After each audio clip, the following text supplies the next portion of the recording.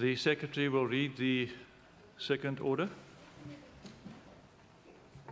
Vote 3, Provincial Treasury, Western Cape Adjustments Appropriation Bill. I see Minister Meyer. Thank you, Honourable Deputy Speaker, and thank you for this opportunity to take part in Vote 3, Provincial Treasury, Adjusted Estimate Vote 2018. Honourable Deputy Speaker, the Department's adjusted estimates for 2018 was tabled on the 22nd of November. In total, Provincial Treasury was allocated a main appropriation of 325.390 million rand, which was decreased by 18.557 million to an adjusted appropriation of 306.833 million rand. The largest adjustment, Honourable Deputy Speaker, within the vote was a result of compensation of employees, which was reduced by 13.079 million rand, in line with the cost of employees austerity measures, and also due to the late filling of posts, natural attrition, internal appointments, and the lower intake of trainees who form part of the financial management capacity building. An amount of 2.478 million rand was realigned to the Provincial Revenue Fund, Honourable Deputy Speaker, for the rental accommodation of the Western Cape Gambling and Racing Board. In addition, an amount of 1 million rand was also shifted to Vote 1, the Department of the Premier, of which 500,000 was for the appointment of technical experts for the evaluation of reviews and technical support on improvement interventions for the evaluations linked to the strategic priorities, and 500,000 rand is for the assistance of Phase 2 of the corporate review and outlook and the e-gap enhancements, Honourable Deputy Speaker. 1.5 million rand was shifted to Vote 9, the Department of Environmental Affairs and Development Planning, for the assistance with the development and the enhancements of projects under the umbrella of the Department's Integrated Management Information Systems. Furthermore, Honourable Deputy Speaker, 500,000 rand was shifted to Vote 12, the Department of Economic Development and Tourism, for assistance for small and medium enterprise development and initiatives in support of revenue generation and municipal economic development growth initiatives in support of municipal and community sustainability. Honourable Deputy Speaker, the total adjusted per program is as follows. Program 1, administration was decreased by an amount of 2.737 million rand. Program 2, sustainable resource management, was decreased by an amount of 35.318 million, and Program 3, asset management, was decreased by an amount of 6.153 million rand, and Program 4, financial governance, was increased by an amount of 25.65 million rand. The largest shift in the adjustment budget for Vote 3, Provincial Treasury, Honourable Deputy Speaker, was within vote between Program 2, Sustainable Resource Management, and Program 4, that deals with financial governance. And it was largely for the Financial Management Support Grant and the Financial Management Capacity Grant, which is now vested with the project managers to enhance accountability within the specific programs. This is based on the outcomes and the recommendations of the Local Government Medium-Term Expenditure Committee and the Municipal Governance Review and Outlook and the Integrated Development Plans of Municipalities. Honourable Deputy Speaker, the Provincial Treasury adjusted estimates I have just outlined allows for identified in-year and immediate service delivery challenges to be addressed. This is in line with our commitment to achieving the 2018 budget outcomes and principles of fiscal consolidation and fiscal discipline as outlined in the Western Cape Government's main budget earlier this year and the Western Cape Medium-Term Budget Policy Statement 2018. I thank you, Honourable Deputy Speaker. Agbare Dennis Joseph. Thank you, Deputy Speaker. From the offset, I would like to say that I support the adjustment appropriations for Vote 3. This department aims to improve good governance through enhancing accountability, creating public value, enabling quality services, and building financial capacity in the public service. The DA support the adjusted appropriation of 306,833,000, indicating that the department surrendered 18,557,000 from the main budget. This is to provide effective services in the Western Cape. To provide effective services, Deputy Speaker, we need effective leadership within Provincial Treasury and to other departments that is based on professional and ethical business practices. That is the key for good governance. Speaker, I take this opportunity to thank the Minister of Finance, Dr. Ivan Meyer, for his leadership role in Provincial Treasury. I take the opportunity to thank the HOD, Mr. Zechariah Hussain, the DGG, Mr. Harry Malila, Chief Directors, Ms. Pick, Ms. Khantana, Ms. Ibrahim, Mr. Harding. I take the opportunity to thank the CFO, Ms. Smith, and the directors and the managers and all staff who work in Provincial Treasury. Speaker, I recognize the role of Dr. Nilela and in the Fiscal Policy Unit, as well the economist, Ms. Claire Horton. Speaker, senior management in Provincial Treasury who work closely with National Treasury, work with municipalities, and work with departments and the entities provide the assurance that the Western Cape government is on the right path and that the Better Together concept is for the benefit of the people in the Western Cape. The Public Financial Management Act, as well as the Municipal Financial Management Act, guides all public state institutions. It guides municipalities as well as public representatives.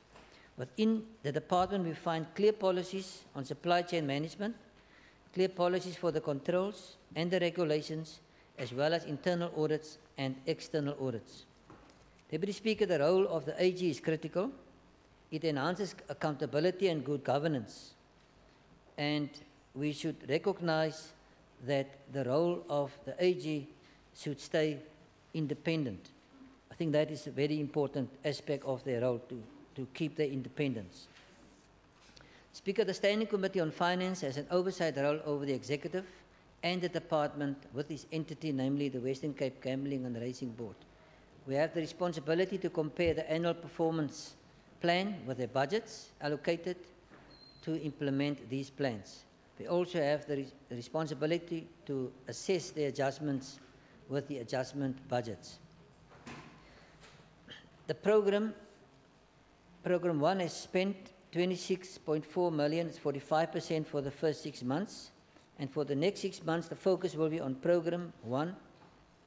It will be for the new academic year bursary program and further communication of the communications plans within the department. Program 2 has spent 51.7 million, 41% for the first 6 months. And the next 6 months, the focus will be on commencement of transversal municipal training, as well as the finalization of the budget process, including transfer payments to municipalities. Program 3 has spent 24.2 million, 42% over the last 6 months.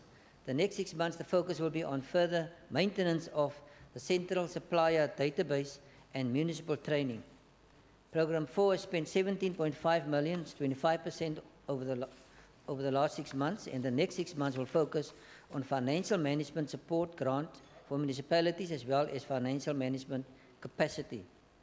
Speaker, all 4 programs within the Provincial Treasury will surrender funds to the Provincial Revenue Fund out of the compensation of employees. This total amount is to 15,557,000. This amount includes 2.4 million for reduced transfers and subsidies of the Western Cape Gambling and Racing Board. The shifting of funds between votes amounts to 3 million. And the DA support the amounts mentioned by the Minister, the 500,000 that will shift to vote 1, Department of the Premier, 500,000 to vote 12, Department of Economic Development and Tourism, for the assistance of the small, medium, macro-sized enterprises. The DA supports the 1.5 million that will be shifted to vote 9 for the environmental affairs and development planning. In program 4, the DA supports the 500,000 will be shifted to vote 1, Department of the Premier for the assistance of phase 2 of corporate governance review and the outlook enhancements. The Western Cape Gambling and Racing Board projected an underspending of 1.9 million, and it mainly relates to lower legal costs than anticipated, as well as accommodation. Speaker, the need for accommodation for the Western Cape and Gambling Board was strongly driven by the Standing Committee, and I take this opportunity to thank all members of the Standing Committee for their contribution. The Department of Public Works and the Gambling and Racing Board management equally played their role to make this goal a reality. We are looking forward to the visit of the new officers of the Western Cape Gambling and Racing Board in 2019. Speaker, let me take this opportunity to thank all staff in the Western Cape Provincial Parliament for rendering a professional service to our members. Special word of thanks to the coordinators, Shumis in SCOF and Washima at the Budget Committee. To all staff on the 5th floor, all back office staff, our sincere thanks for your service. A word of thanks to our procedural staff as well as our support staff in the House. To the committee members, I appreciate your contributions and value the work that you've done in this committee to make Parliament effective and efficient. Deputy Speaker, the Provincial Treasury is in good hands because the Provincial Treasury has got good leadership and a professional and financial management, and together with a competent Western Cape Gambling and Racing Board with professional staff, the people of the Western Cape will be the beneficiaries of good governance. So it means, in closing, where the DA governs, we govern well. I support vote 3. I thank you, Deputy Speaker. Thank you. The Honourable Bierwinkel.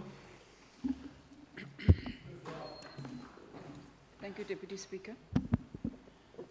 Deputy Speaker, because this is the last adjustment budget for this term of Parliament, I want to take this opportunity to thank the officials of Treasury, with whom we have come a very long way over many years, and most of them are not even here today.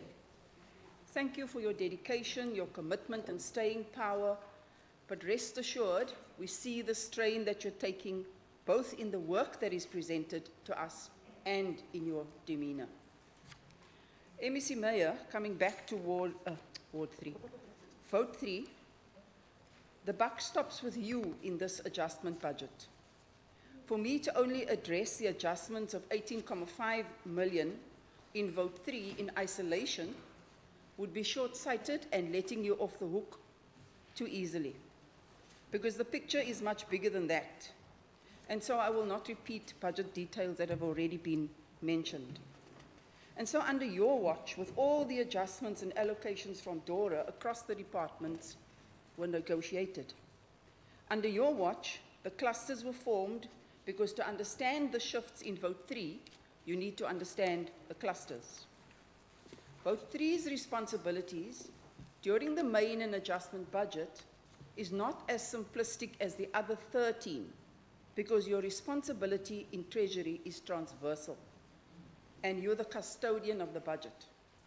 For that reason, also, your clown performance yesterday, pointing out how the ANC voted against your allocations per vote, makes no sense, because you as the DA voted against the very DORA that allowed you to make part of the allocations in this very adjustment budget.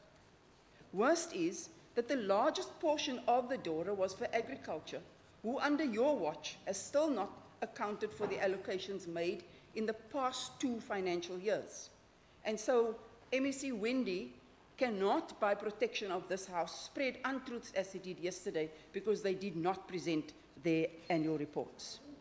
Yet under your watch, you have now again allowed almost 2 million to be shifted from financing to Vote 12 for an SME loan fund to be administered by CASIDRA on their behalf. CASIDRA being the very reason why the Auditor General is being taken to court. SMME growth and development is the responsibility of Vote 12. Yet Vote 3 also allocates 500,000 to Vote 12 for SMME support and revenue generation. You sit by and watch departments violate National Treasury instructions, which appear in every audit committee report as an emerging risk, and that makes you complicit. Yet that's part of your fiducial responsibility to check that this does not happen. Part of your role as Treasury is to guide and to instill the practice of adherence to rules and regulations at all times. Every year at the beginning of the budget cycle, we are presented with an appropriation statement and beautiful APPs by each department. We are told how they are connected and how they will be rolled out. Then we get to this adjustment period and the wheels come off. You cannot be rubbishing national government at every sentence and every speech, but the 94% of your budget allocation comes from national via equitable share and conditional grants. Of the 4 programs in Vote 3, we've always known that Program 2 is where it all happens, in support of the other 3 programs, but also with regard to local government allocations and spend. It is also from this program that the largest shift of 35 million happened to increase the allocation to Program 4 by 25 million for projects that will be run in Program 4. But with only a few months left to spend it, why were these only identified now? You've also shifted 1 million to Vote 1, and all the more funds are being shifted to corporate from other votes, which is basically more internally focused, and that was to the tune of 25 million. In Vote 3, you've surrendered plus minus 13 million from the cost of employment.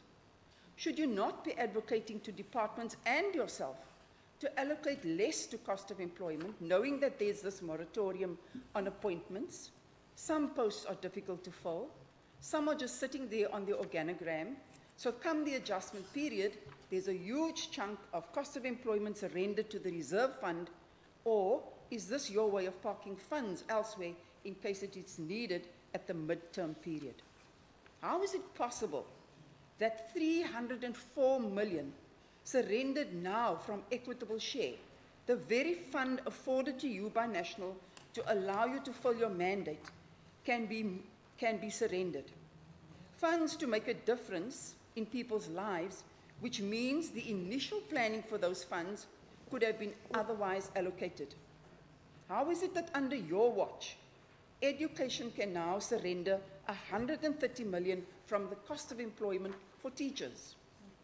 It is one thing to work smarter and work in clusters, but if you don't plan what each one's responsibility is from the get-go, between shifts environments in this adjustment, it won't work, and it doesn't make sense. What happens to the targets and budgets that were originally allocated to that amount, if so much is shifted now between votes?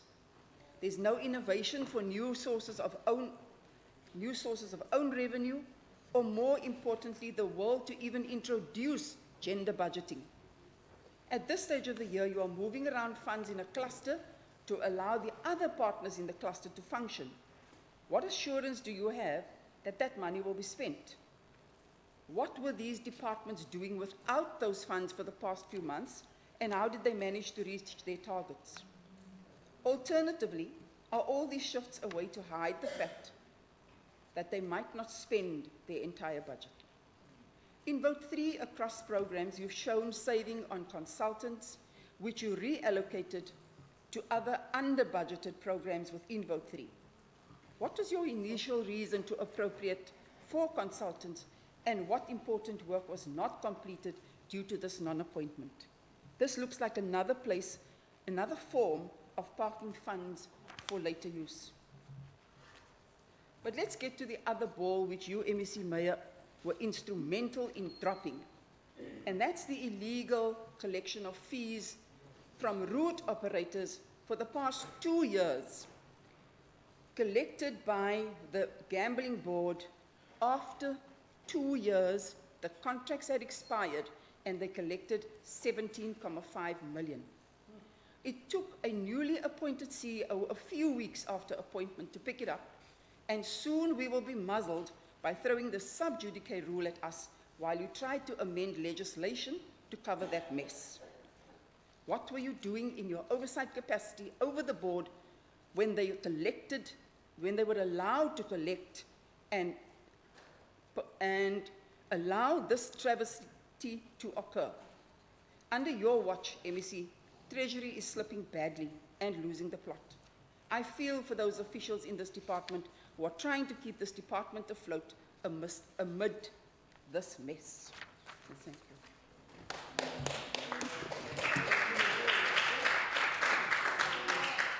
Thank you, Member. In the absence of the ACDP and EFF, it's again Minister Meyer to reply. Honourable Deputy Speaker, I would like to start where the Honourable Member Beerwinkel has ended. She said, this mess under my leadership. I want to end with where she started. Exactly, Premier.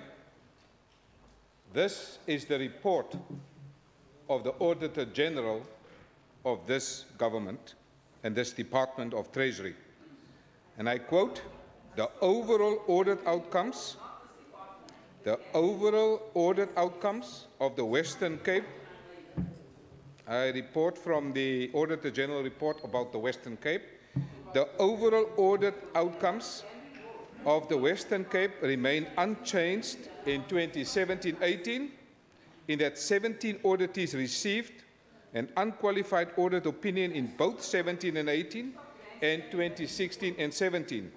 It is commendable that the province had 15 clean audits in 2017-18, 14 of which were sustained from 2016-17 by institutionalizing internal controls over financial management, performance reporting, and compliance with legislation.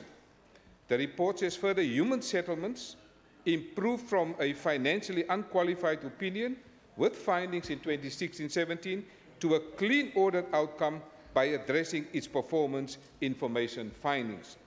The report of the Auditor General says the Premier and members of her executive and standing committees honoured their commitments through various good governance initiatives and support functions within provincial government.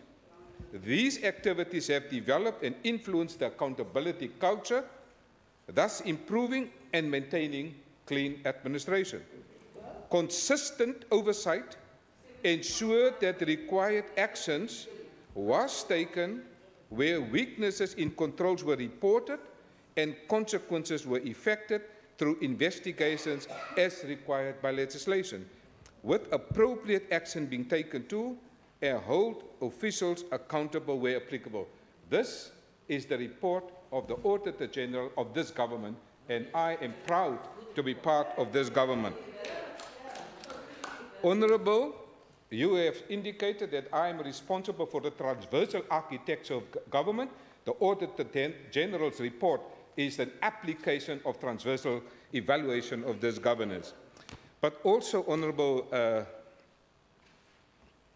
Deputy Speaker, the Provincial Treasury, this government, and I had to look at provincial treasuries across South Africa. There's my staff.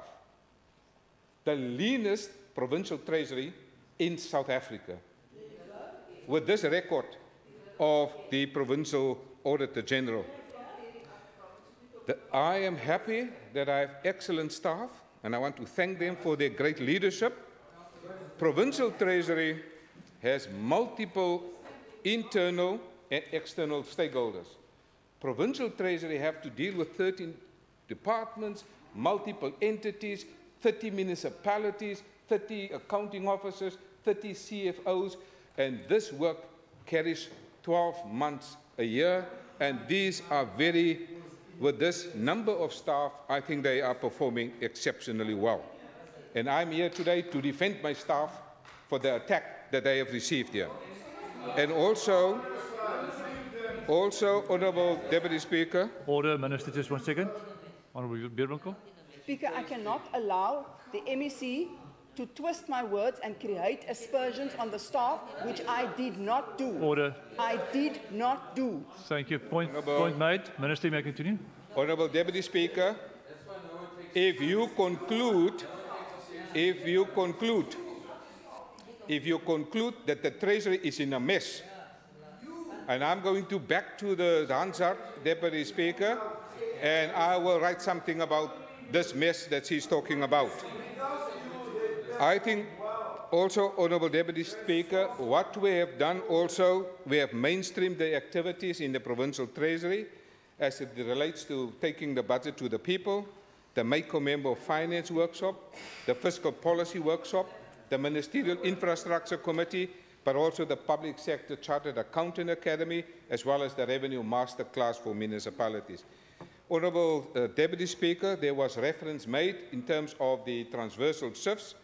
I am the chair in this cabinet for Provincial Strategic Goal 5, embed good governance, and part of this adjustments is to facilitate the smooth running of this government, and so some of these adjustments was made in the context of the Provincial Strategic Goal number 5.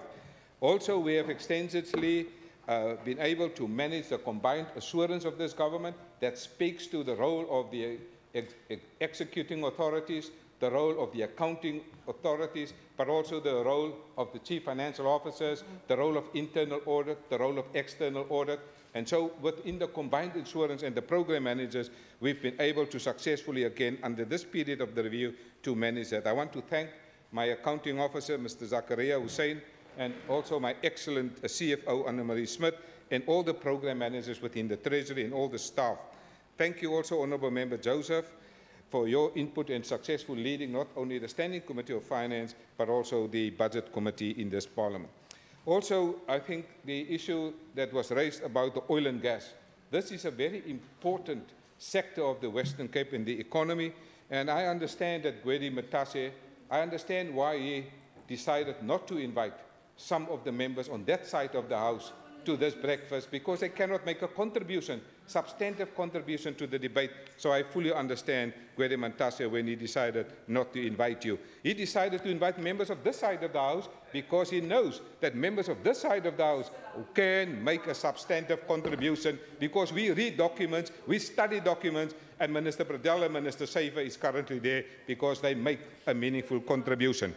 Honourable Deputy Speaker, I'd also like to thank the members of the Standing Committee, because our engagements with them is always productive and very efficient. Also, Honourable Member wanted to know why this Parliament have rejected the national government's fiscal framework. I think the answer is very simple. If you mismanage SARS and you leave a 50 billion rand hole in your revenue capacity last year, and this year another 27 billion rand as a result of mismanagement of SARS, it means, as the Premier called it, opportunity cost for this province. We simply cannot accept that fiscal framework because it robs the people of the Western Cape of money that should have been in the National Revenue Fund. Mismanagement of SARS, we cannot support that. I think also the members referred to the National Treasury instructions and that we don't want to comply with that. Honourable Deputy Speaker, we are serious about these matters. When we receive these National Treasury instructions, we assess it against the business operations of this government. We also assess it against the principle that I introduced, does it create public value? And we have seen that some of these National Treasury instructions doesn't give rise to allocative efficiency. And so we engage with the National Treasury, and we have received a legal opinion in this government that says this government does not have to comply with National Treasury instructions. We built an alternative case, we asked for exemption, and we get it because we have the interest of the people of this province in heart. We're not simply blindly going to do things and then later discover there's a mistake.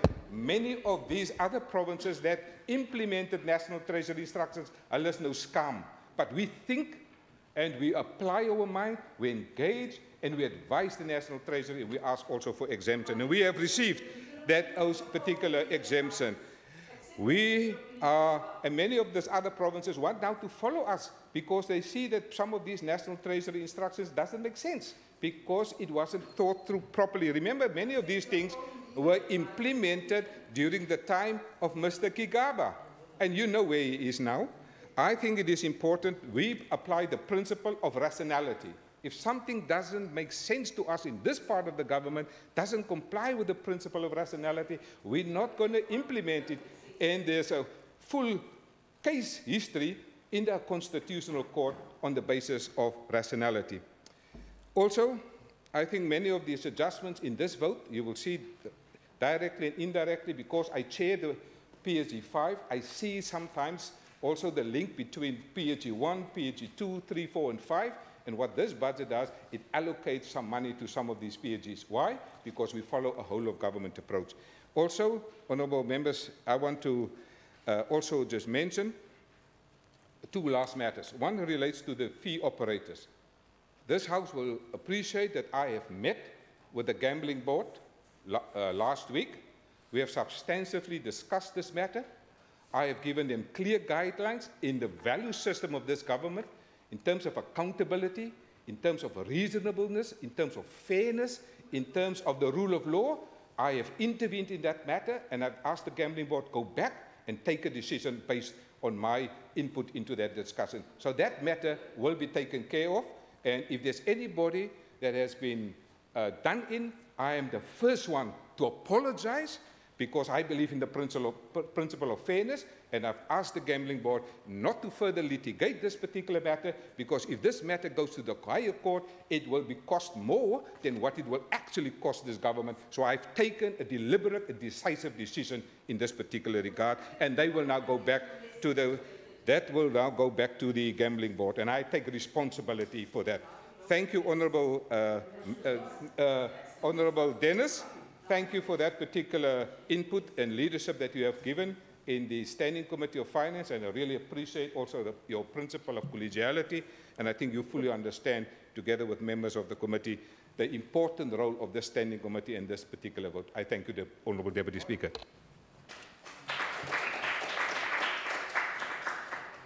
That concludes the debate on this vote.